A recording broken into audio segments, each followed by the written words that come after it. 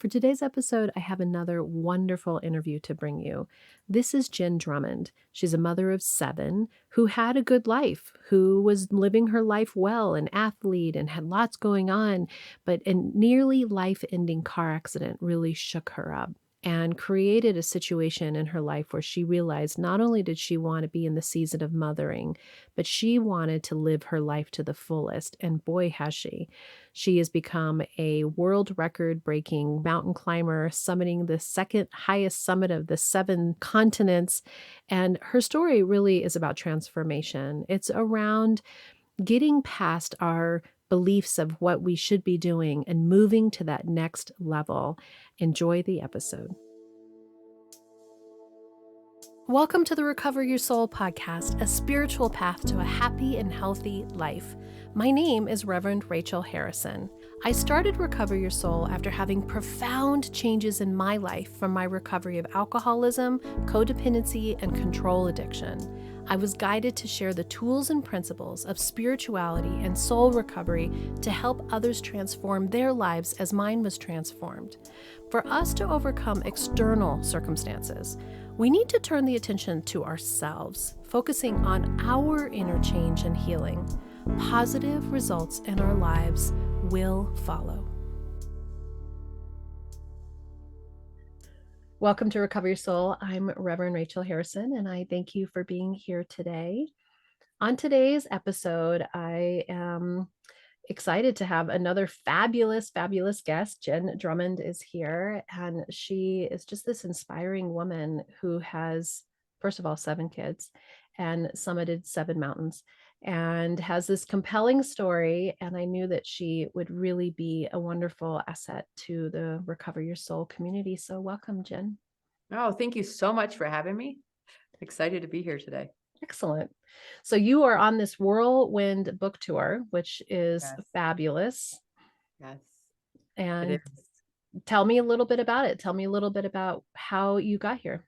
Yeah, it's funny. If a friend tells you to write a book, as in like you should order brownies or cookies for dessert with lunch, understand that it's not that light of a lift. So I was halfway through my quest of becoming the first woman to climb the second highest peak on each of the 7 continents. And I met a friend for lunch and like, write a book. You have amazing stories. These are crazy experiences and they apply to our everyday lives and allows people to see the message in the extreme so they can bring it back to their normal day and have impact. I'm like, okay, perfect. I'm a big believer in turning success into significance. So writing a book was a way to do that. But I think the mountain climbing was almost easier, like 100%. So the book comes out January 9. We're in pre-sales right now. And it's been fun. It's been a mountain of its own, but I'm very excited about all the things coming out. So yay. Yay. You just had Kute Blackson on your podcast, who was also on my podcast, and I just love so much. I've read his books, and one of the episodes that I listened to on his podcast was really around we all have a compelling story that can elicit change in people's lives. And it's almost like each of us really could and should write a book, but ultimately it's about claiming your story. It's around knowing that what happens through you is inspirational to others. So tell me a little bit about how you got here. Here you are sitting telling me about the book and all these things and climbing mountains, but it certainly started with something. What was that? Yeah, no, right? I'm like just so grateful to be here because in 2018, I was in a horrific car crash that should have taken my life and didn't. And the interesting thing about the car crash is 2 months before the accident, I was introduced to the book called The Surrender Experiment. So I read that book and then I spent about 2 months journaling the word surrender. Because to me, it was a weakness. It was a giving up. It was a quitting. It was like all that. And then as I played with the word more, read it, studied it, became more acquainted with it, I realized what a superpower surrender is and how truly it's a strength to let go of control and trust and understand that the universe has your back and Mhm. is using you for great things. And I almost feel that the car accident was a test to Mm. say like, okay, do you really believe in this principle at the level that you're now writing about it? Because the minute that car hit that semi truck, I knew that I was not strong enough to overcome it, right? The car was moving too fast for me to even have a chance. And so the minute that happened, I remember saying, okay, the only way I'm going to survive this accident is if I let go. Wow. And so I put my hands on the steering wheel, I put my head on the headrest, and the rest of it, I just breathed. And I'm like, okay, I'm going to roll one more time. I'm going to roll again. Okay, I'm starting to lose momentum. Now I'm going to start rolling sideways. And I just talked myself through the entire accident. I didn't leave my body, like some people have out of body experiences. I did not. I was very grounded, very present. I do remember an individual coming to the car and peeling back the windshield and saying, like, "Are you okay? Are you okay? Are you okay?" And I was comprehending what they were saying, but I wasn't really listening to what they were saying. And then we caught eyes. And I remember looking at that individual and then I heard, "Am I okay?" And I repeated it in my mind. And I'm like, "I don't know, but based on your facial expression, it doesn't really feel like I am." So I closed my eyes and I wiggled my fingers and toes. And I remember thinking, man, I can feel my fingers and toes. I can feel my fingers and toes. I'm okay. And I highlight that story for a second because the world can get noisy, right? Like things can come at us. Stories can start. Our brains are always striving to write a story and write a story and write a story and find meaning out of whatever's going on. And when that gets overwhelming for us in whatever circumstance we're in, we always have the power to close our eyes, disconnect from that, and just get back into our bodies. And I do that by wiggling and feeling my fingers and toes and reminding myself, okay, well, I'm actually okay. So anything that my brain is concocting right now, I have the power to change because I can feel my fingers and toes. I love that. I love that on so many levels because soul recovery is really around surrender. We really talk about letting go of control, that it does feel like letting go of control means that the world's going to fall apart. But in that scenario where you were about to have impact, that you can relax into it and trust is so profound. And the whole concept that being right here in your body allows the noise of whatever it is to be whatever it is so incredible. So incredible. So in that moment when you come out of that and you have to go through, I'm sure you were injured and there was a lot to work through, what shift did you have around what had been before and what came after, the pre-accident, post-accident Jenn? Yeah. Pre-accident Jen was like vice gripping life, right? Like if something is hard, I'll just do it harder or longer or push or shove or like all the things. I had success, but the success was outrunning the fear of Mm, not being successful, right? It came from that energy space.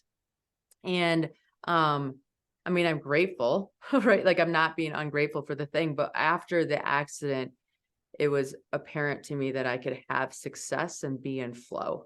I could have success and have it be less weight, less work, less exhaustion, less everything. That was a story I was writing. And we need to go back to the accident a little bit. So I come home, I get a call from the police station a couple weeks later. They couldn't build a scenario where I lived, let alone walked away. wow. And at the same time, I have a girlfriend that I'm friends with that's a runner that called me one day to go running. And I couldn't that day. It was wet out. My kids had something at school, so I didn't go. She went, she slipped, hit her head, and never came home. Wow. And so I'm grappling with like, how does she do something healthy and doesn't get to come home? And I do something that's like my car looked like a crushed tin can. And I walk away from this accident. And it was in that moment, like just piecing all this together for myself, deciding that I don't get to choose when I die, but I sure get to choose how I live. And are the choices I'm making really living for myself and who I am? And I will tell you that prior to the accident, I mean, I was doing life. I wasn't unhappy. It was the way that I did things and it was fine. And I told myself that once my kids launch, then I'll get back to me. But right now I'm in the season of motherhood, even though they were in school full time and whatever. I just like I always felt I had to be there. I had to be there if anything was wrong all the time because that's what a mother did. And I that accident like allowed me to shift my brain thought pattern and say, you know what? I'm here. I'm alive. I have something to give this world. Yes, I'm a mom, but I'm a lot of other things too. And if I put my life on hold for others, I'm training my children and everybody around me to do the same thing. And I don't think any one of us is more important than the other. I truly believe that we're each here to do our special thing and make a difference in our little corner of the world, whatever that is. And so if we do ourselves, we actually give permission to those around us to do themselves, and everybody benefits. I love that. That is so powerful to me, especially as a mom, that Yeah. we think that we have to be there for every single phone call, every single thing. And in the end, you're not giving them permission to have a hard feeling or have to figure it out for themselves or to be self-reliant.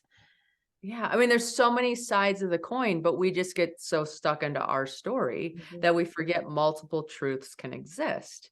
So 2019 became this year of, I call it the bucket list year. And I started dreaming again and getting curious again and just being like, what if? Like, what if this was my last decade or my last year or my last month or my last week? Like, what do I want to do? And it was no longer, I didn't care so much what society thought. Because believe me, society has a lot of opinions about a mother who has 7 kids climbing mountains, okay? And so I'm like, I don't care that you're allowed that opinion. I am more afraid of dying and not seeing the pyramids or not knowing what shrimp tastes like or not being able to climb the highest point in the mountain or not being able to do these things or experience these things. Like you can look at life as this big playground of opportunity, of things that you don't have to be number one at, and you can still actually have fun and enjoy them and not make everything this serious da da da da da story that I was writing before. And so it was fun. I mean, I literally bought a pack of markers and I started journaling because I couldn't even tell you what my favorite color was. Mm, mhm. Right. And then I would start journaling. I'm like, oh, you know what? When I write in red, I feel like I'm correcting myself. When I write in blue, it feels boring. When I write in yellow, I have to like squint to see what I wrote so that I don't really want to write. So like I really liked writing in purple. Purple was my color for a while. And so every time I journaled, I'm like, purple feels playful, yet it feels solid enough to be able to read what I wrote and all these kinds of things. And you just start getting curious about yourself and you like the unique things. You don't try to hide the unique things that I think before I was just trying to just fit in.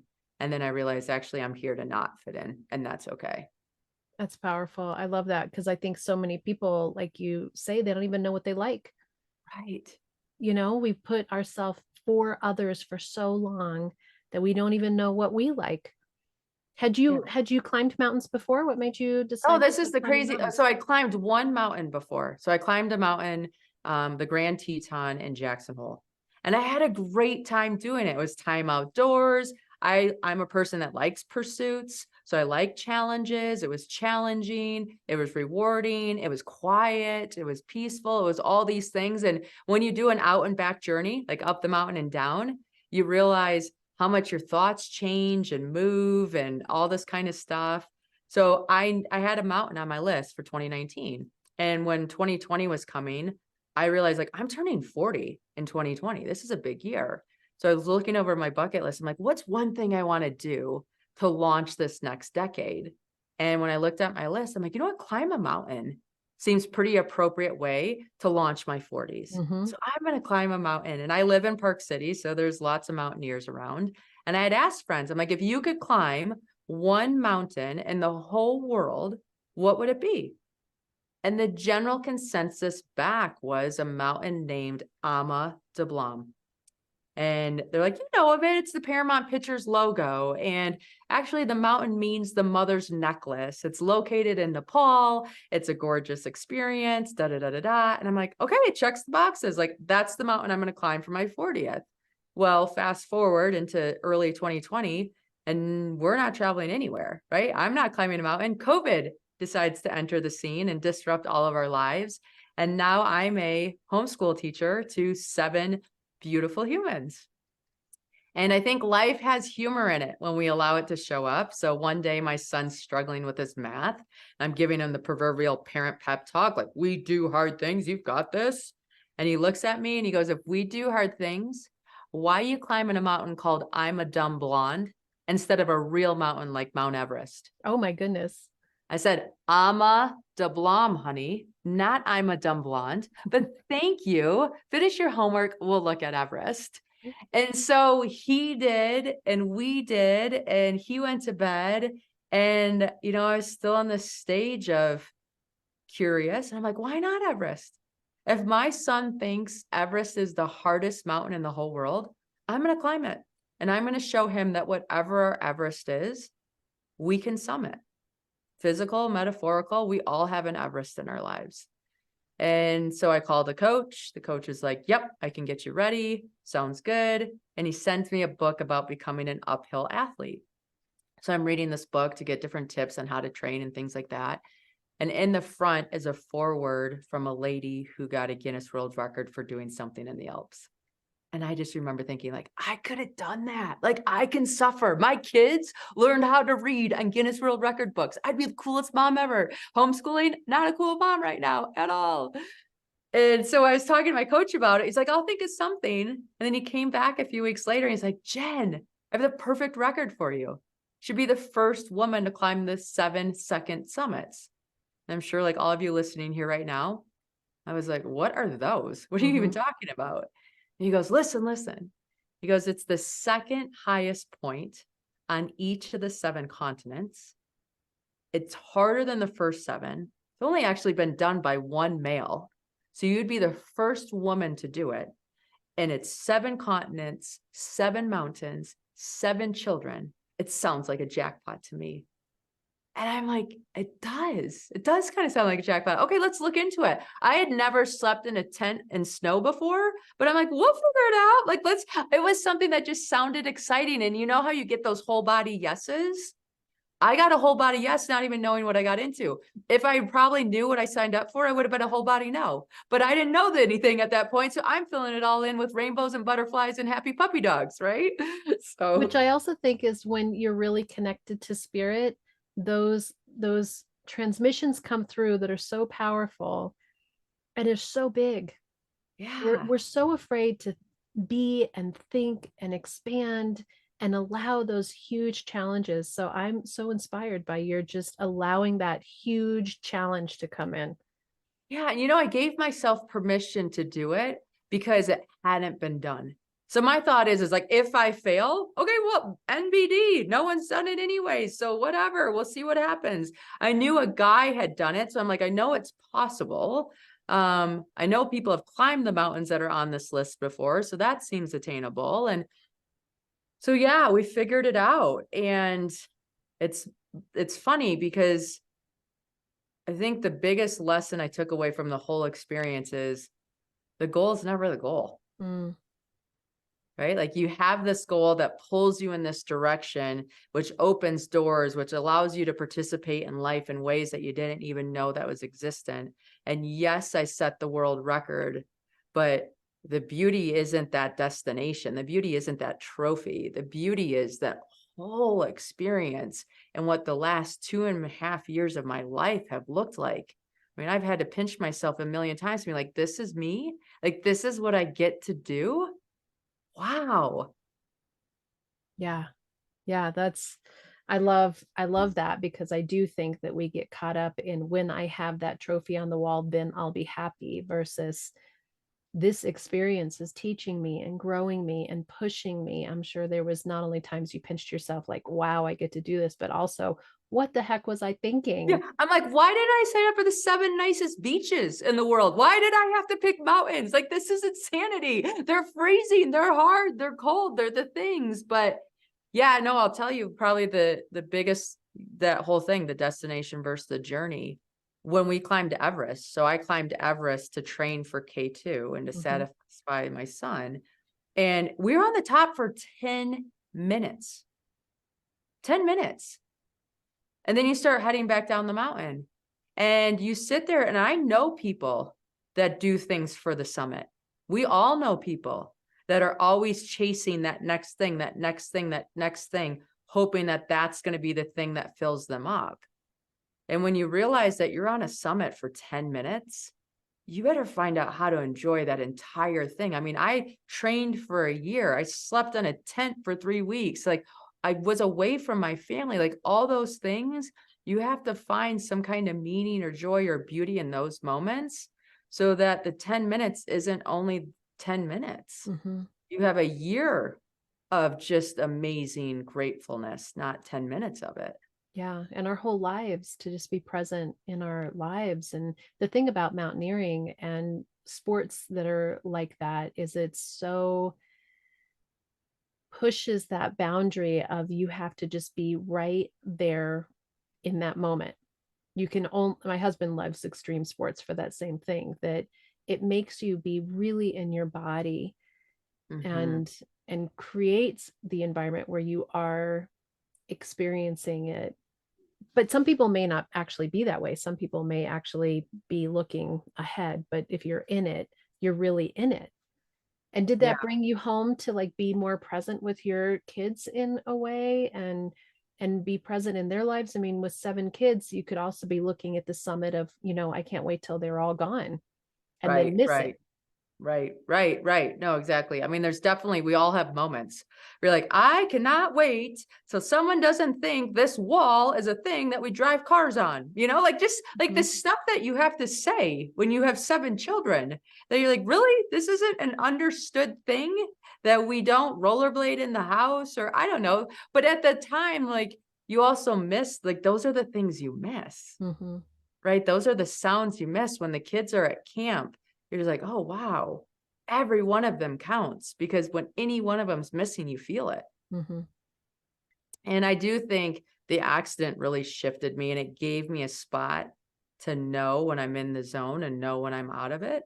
I think that's the beauty of meditating. That's the beauty of learning how to slow down. That's the beauty of just having some of those practices that restore and recover ourselves, because then we have a sense of what that feels like. And then when we start getting too away from that home, we know, oh, wait, we need to get back to this more balanced stage because that's where I'm my best self. mhm.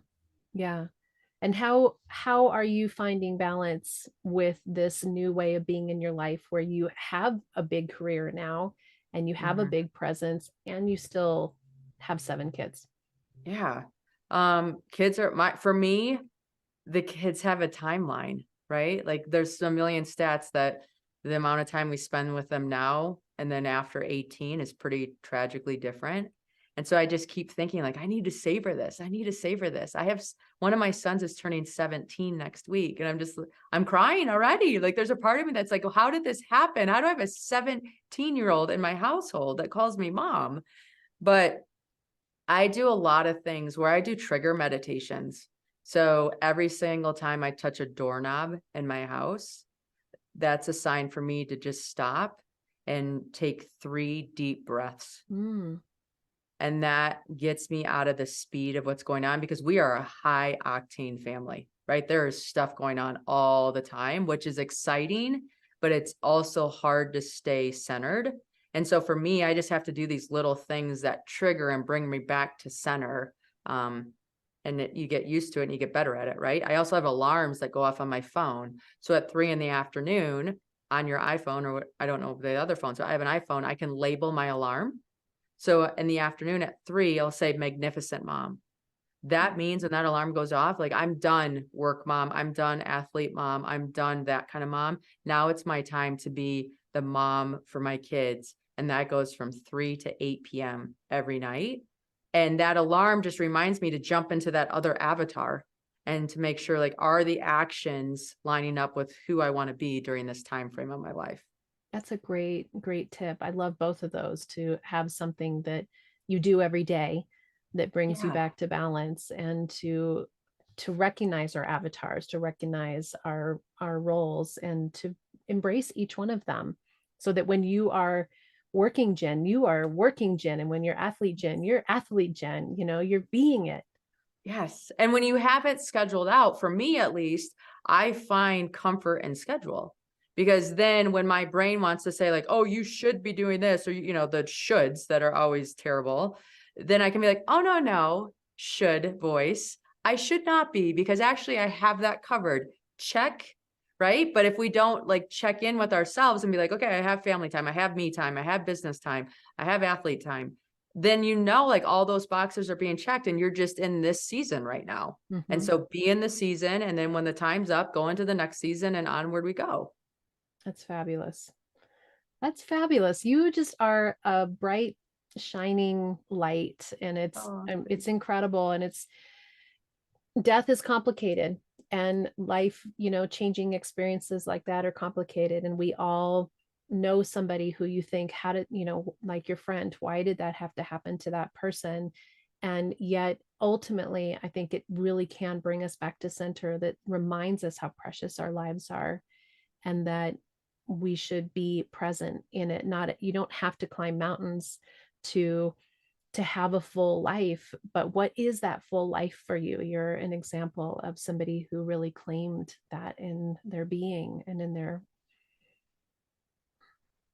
being completely family and yeah, yourself. all of it. No, and it's interesting because, when I climbed Mount Tyree, which is in Antarctica, it's the second highest point there. I was the second female to climb, first American, first non-guide female to climb. And I remember being on the side of that mountain thinking of all the things that had to happen in this world before me for me to be standing here.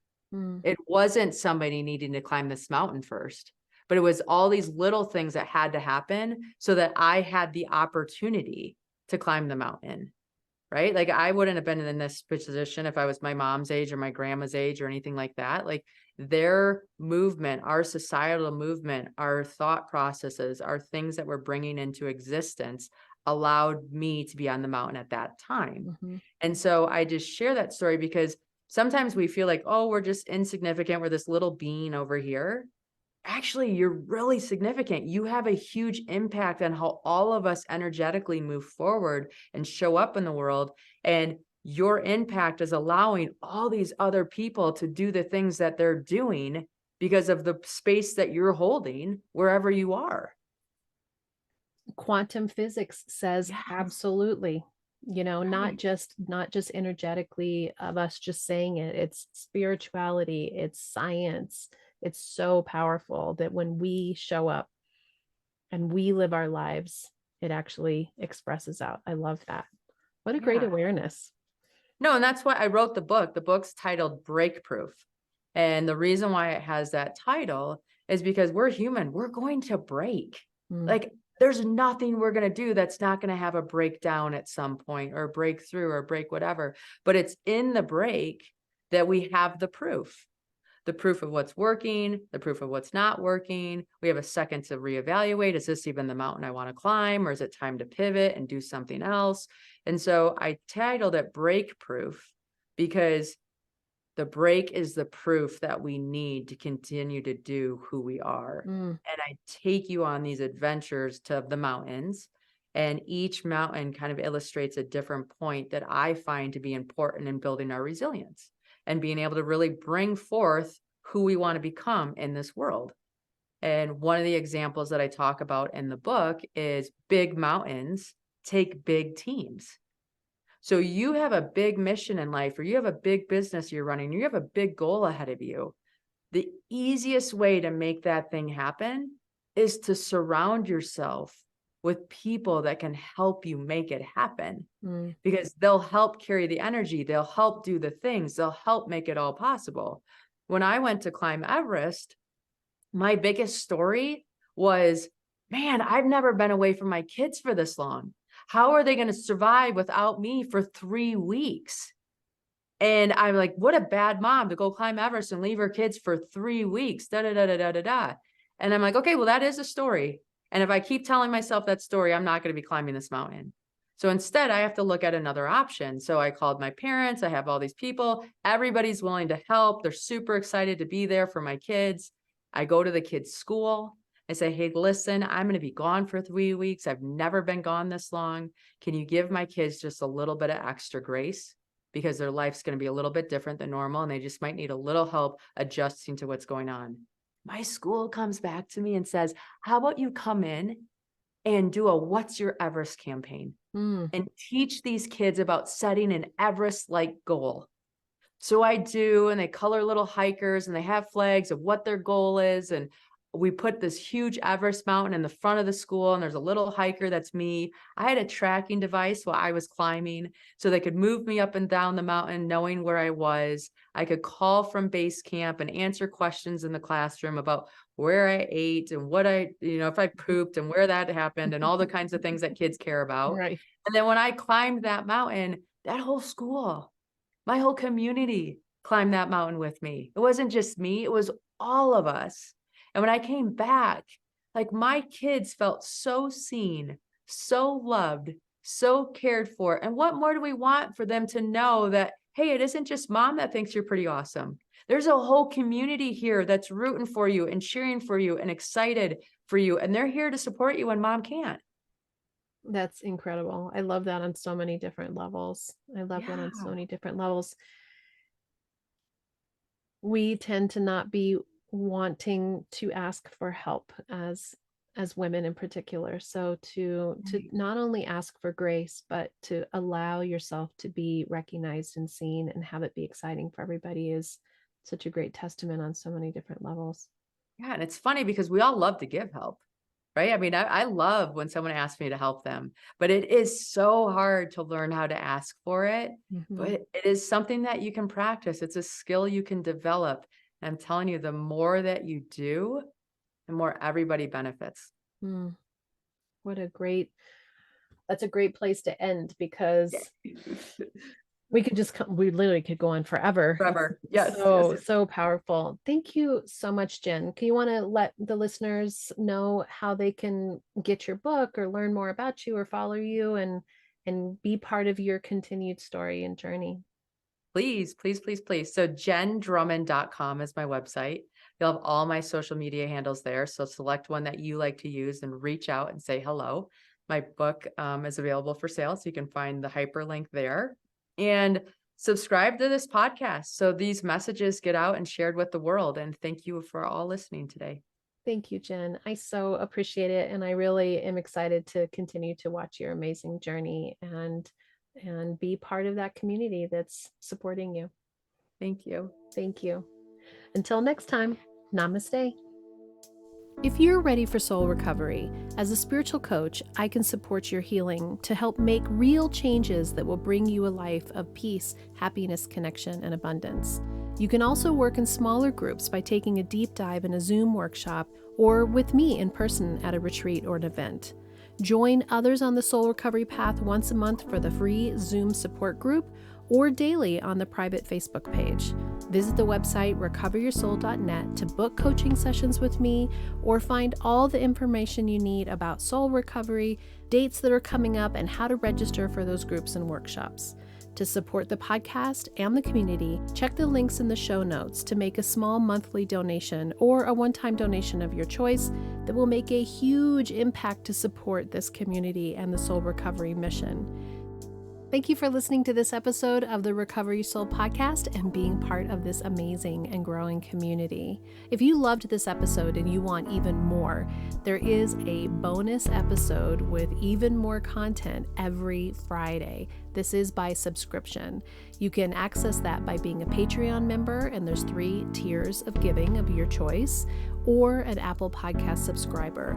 Once you have subscribed, you have access to a whole back catalog of episodes as well. If you go to the website, recoveryoursoul.net, and I would love for you to subscribe to email updates so that you can keep posted with everything that's going on, different events, what dates are coming up, any reminders. There's only a couple emails each month. I hope you follow Recover Your Soul on social media. You can find us on YouTube, Instagram, Facebook, the private Facebook community page, TikTok, and if you want guided meditations, look for Reverend Rachel Harrison on Insight Timer. I really encourage you to take advantage of the one-on-one coaching. This is a unique, intuitive connection between the two of us. There are 9 steps to soul recovery, and I do use those 9 steps to loosely guide us through whatever your coaching that you need. But really, it's about creating a way for you to feel comfortable around your healing of your past, looking at the situations in your life. What are the patterns? What are the beliefs that are holding you back? Breaking free from those patterns, breaking free from those beliefs, letting go of control, letting go of the people around you, and taking your power back. Discovering who you are and who you want to be in the world and how I can support you to do this. And also, you're sharing this podcast with your friends, putting 5 stars, leaving reviews, really sharing this with others is growing the community. Thank you for being part of this community. Thank you for supporting Recover Your Soul. And I know that together we can do the work that will recover your soul.